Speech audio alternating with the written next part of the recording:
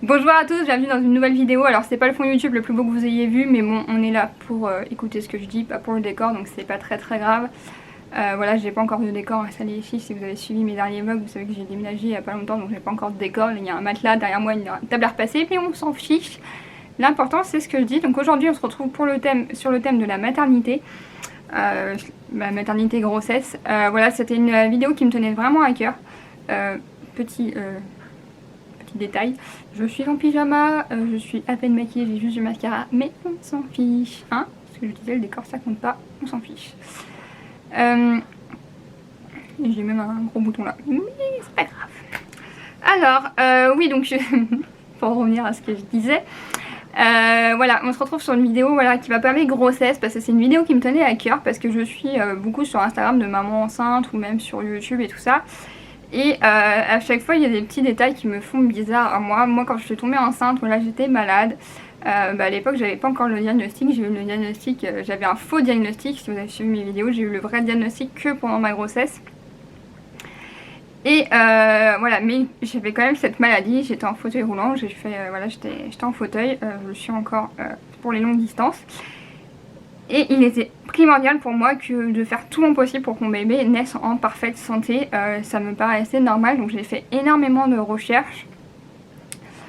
J'ai fait beaucoup de recherches voilà, sur l'importance de la santé pendant la grossesse, les choses auxquelles il faut faire attention. Et c'est vrai que moi j'ai pris toutes les précautions possibles parce que je me disais que c'était des choses qui sont simples à faire. Il y a des choses sur lesquelles certes on n'est pas sûr scientifiquement, les scientifiques sont pas sûrs, les médecins ne sont pas sûrs, mais voilà, tant que le risque zéro n'est pas prouvé, moi je préférais prendre ces précautions là parce que je me dis que voilà, c'est des petits sacrifices. C'est même pas le mot, pour moi c'est même pas des sacrifices, parce que être enceinte c'est tellement magnifique, et mettre un bébé au moins en parfaite santé c'est tellement voilà, c'est tellement, si on peut le faire autant le faire. Je veux dire, après il y a des maladies voilà, qui arrivent, c'est la malchance, je veux dire, c'est pas de notre faute. Mais dans le fait est qu'on peut améliorer ou éviter des risques à nos enfants, à nos bébés. Voilà, pour moi c'est normal d'éviter ces risques-là. Après, voilà, je ne jette pas la pierre au moment qu'ils font pas attention à tout ça. Mais c'est vrai que, de mon avis à moi, autant faire attention à tout ça. Donc du coup j'ai une liste de 10 choses que j'ai évitées pendant ma grossesse et que je vous conseille d'éviter. Après bien sûr ce n'est que mes conseils, vous faites ce que vous voulez. Après voilà, j'ai mon petit carnet là, j'ai fait des recherches. Moi je l'avais fait à l'époque pendant ma grossesse, mais bon, ma grossesse date de 2 ans et demi, 3 ans pour le début de ma grossesse quoi. Donc c'est vrai que voilà, j'ai refait des recherches pour vous dire des informations exactes. Voilà, j'essaierai de vous lister quelques sites internet en barre d'infos si ça vous dit, si vous voulez faire des recherches de votre côté aussi, si vous voulez vérifier ce que je dis tout simplement. Alors la première chose que je n'ai pas fait pour ma grossesse, c'est m'appliquer du vernis à ongles.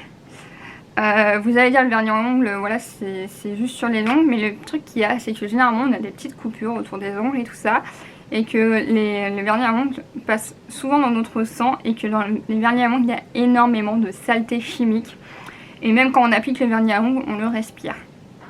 Et donc dans le vernis à ongles il y a beaucoup de perturbateurs endocriniens. Donc les perturbateurs endocriniens ça peut provoquer pas mal de choses chez le fœtus, plus particulièrement sur l'embryon. Au premier mois de grossesse, c'est les premiers mois, c'est vraiment là où il faut faire le plus attention, parce que c'est là où l'enfant absorbe vraiment tout, et voilà, il y a vraiment très peu de barrières, donc, parce que le placenta est beaucoup plus petit, donc il filtre beaucoup moins. Donc c'est vraiment là où il faut être très prudent, et c'est vrai qu'il y a beaucoup de perturbateurs endocriniens. Il y a des produits cancérigènes, il y a des produits qui sont irritants pour la respiration. Voilà, donc c'est vrai que quand vous respirez, l'odeur de votre vernis à ongles que vous êtes en train d'appliquer, même si vous aérez, voilà, vous respirez un peu forcément. Ça passe dans l'oxygène, et l'oxygène est directement donné au bébé, voilà, et le bébé ne peut pas tout filtrer, le placenta ne filtre pas tout, donc il y a forcément des petites particules qui passent dans le sang du bébé, donc c'est très dommage parce que ça peut provoquer des irritations et tout ça, et d'autres effets. Donc voilà, donc sur le même thème, le dissolvant et le parfum, parce que pareil, le dissolvant c'est hyper irritant quand on le respire. Il y a beaucoup de Voilà, il y a beaucoup de produits chimiques aussi. Voilà, c'est surtout le respirer, le dissolution, même quand on l'applique aussi sur les ongles, on a toujours des petites peaux autour des ongles et tout. Il y a toujours que ça passe toujours un tout petit peu dans le sang, même si c'est minime.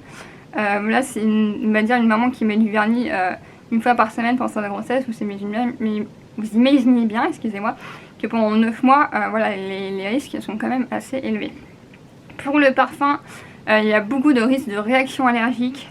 Il y en a beaucoup de parfums avec tous les produits chimiques. Il y a des dizaines de produits chimiques dans les parfums qui sont phétotoxiques, donc c'est toxique pour le fœtus. Donc moi ce que je faisais, c'est que parfois je mettais un peu de parfum, mais en plus j'ai acheté une brume corporelle qui est très naturelle en fait, et je le mettais j'évitais de le respirer, et en fait je le mettais sur le bas de mon t-shirt en fait. Je le mettais, voilà, ou même pas sur le bas de mon t-shirt, c'était sur le pantalon que je le mettais, parce que sur le bas de mon t-shirt il y a mon ventre forcément. Je mettais un peu sur mon pantalon pour avoir une petite odeur agréable, mais il y a des sites internet qui vendent des parfums spécifiques pour femmes enceintes, surtout des parfums qui n'ont pas d'alcool, c'est encore plus important. Donc voilà, c'est encore quelque chose auquel on peut faire attention. Après il y a la nourriture. Je sais que je regarde pas mal de mamans qui se perdent entre toxoplasmose et listériose. Alors la toxoplasmose, il y a des personnes immunisées, il y a des personnes qui ne sont pas immunisées. Donc il y a des femmes enceintes qui doivent faire attention, qui doivent faire une prise de sang pendant toute la grossesse parce qu'elles ne sont pas immunisées, et il y a des femmes enceintes qui sont immunisées, donc elles n'ont pas de risque.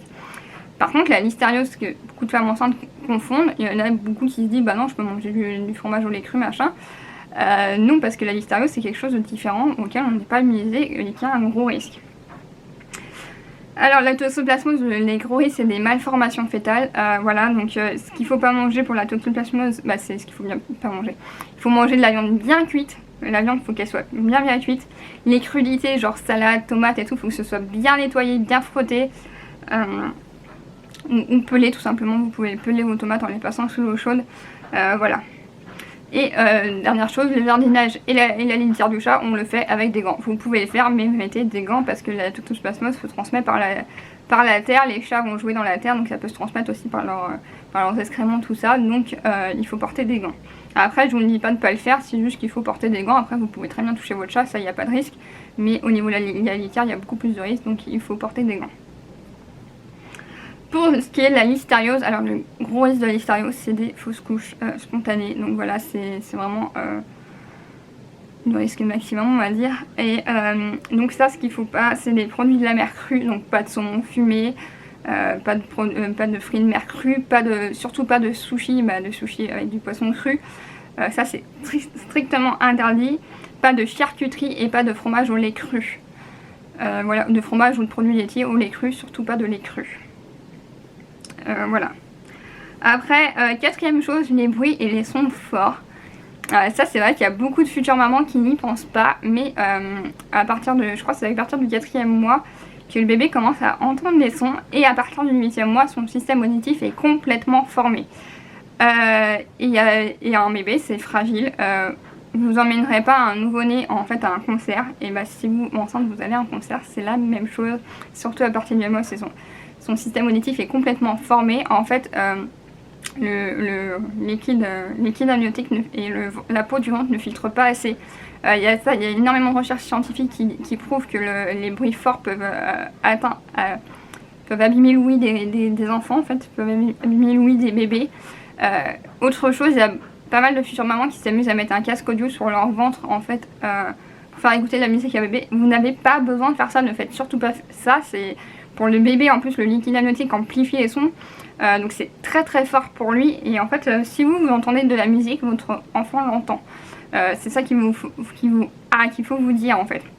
Donc si vous écoutez de la musique, je sais pas, dans votre voiture et tout, votre enfant l'entend, donc vous n'avez pas besoin de mettre le casque directement sur votre ventre.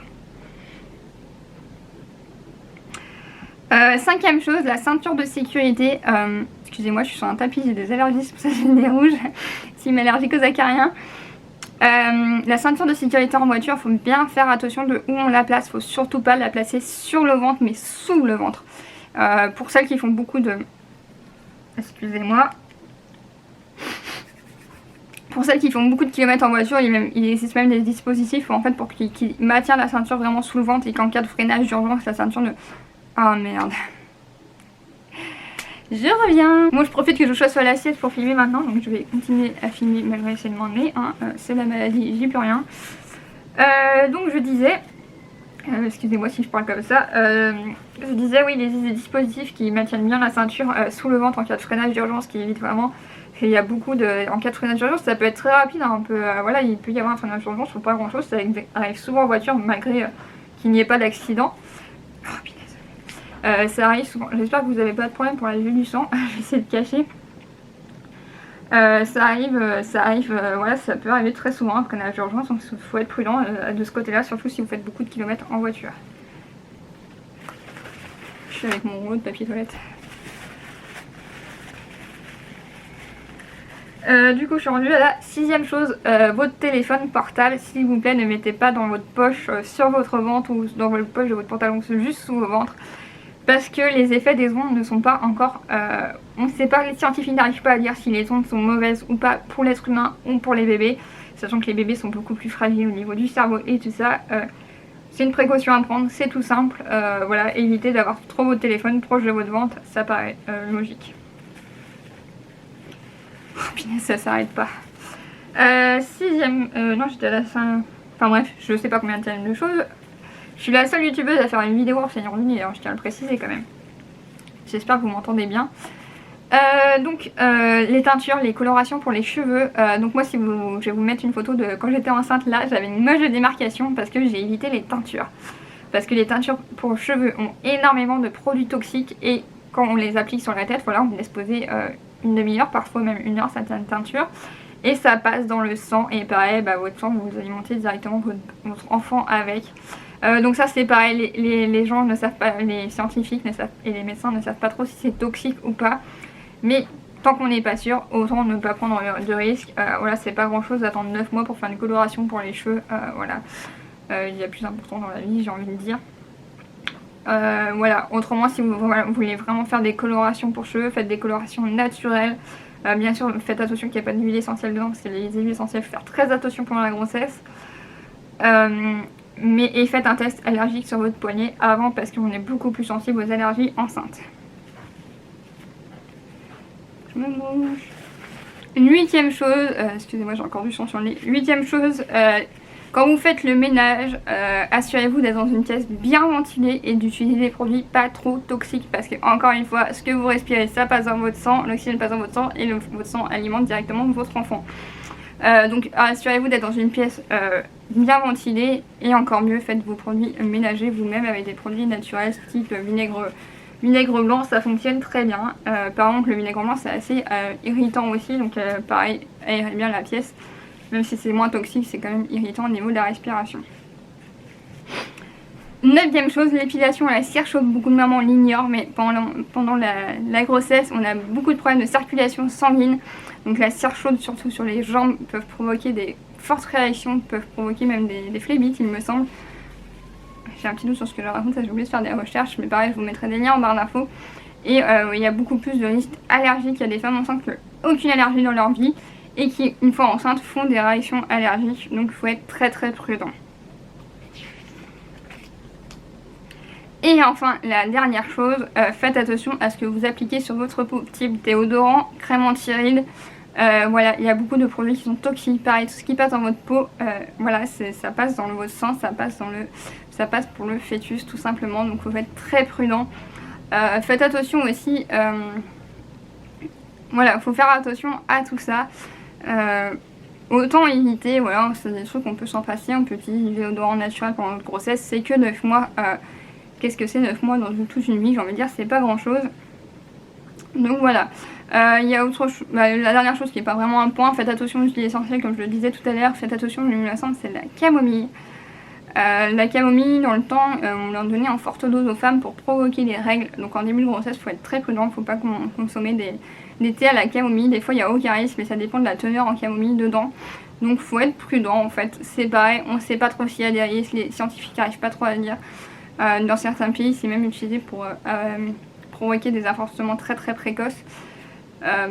Donc voilà, je vous conseille de vous méfier tout simplement, d'être prudent tout simplement. Donc voilà les 10 conseils que j'avais à vous dire. Après vous en faites ce que vous voulez, vous faites ce que vous voulez, c'est votre corps, c'est la santé de votre enfant, donc vous faites ce que vous voulez. C'est pas à moi de vous dire faites ça, mais j'avais envie d'en parler quand même parce que je pense qu'il y a beaucoup de futures mamans qui sont pas au courant de tous ces risques. Et Et si vous êtes comme moi, que vous avez envie de faire attention à tout ça, bah faites attention à tout ça. Comme je vous le dis, c'est que 9 mois. 9 mois sans coloration ou sans mettre du vernis à ongles, c'est pas grand chose, voilà. Surtout que quand vous allez accoucher, il vaut mieux ne pas avoir de vernis à ongles parce qu'ils vont vous mettre un capteur. Des fois, ils vous mettent, vous savez, le capteur cardiaque sur le doigt. Si vous avez du vernis à ongles, ils vont galérer. Voilà, si vous. Voilà, autant ne pas en porter, voilà. Si vous voulez les ongles naturels aussi, des fois, faut s'assumer au naturel. Après, vous faites ce que vous voulez, comme je disais, mais voilà, je vous conseille quand même de prendre toutes ces précautions-là parce que même si vous faites ce que vous voulez, voilà, je trouve ça plus sûr. Et voilà, comme je suis beaucoup de futures mamans que je vois qui font pas attention à tout ça, c'est pour ça que j'ai envie de faire cette vidéo pour vous en parler tout simplement. Comme je vous disais, je vais essayer de vous lister des articles en barre d'infos pour que vous ayez plus de précision. Bien sûr, je ne suis pas médecin, je ne suis pas scientifique, mais j'ai fait des recherches au préalable, c'est les recherches que j'avais fait quand j'étais enceinte. Voilà, autant minimiser tous ces risques-là, je trouve.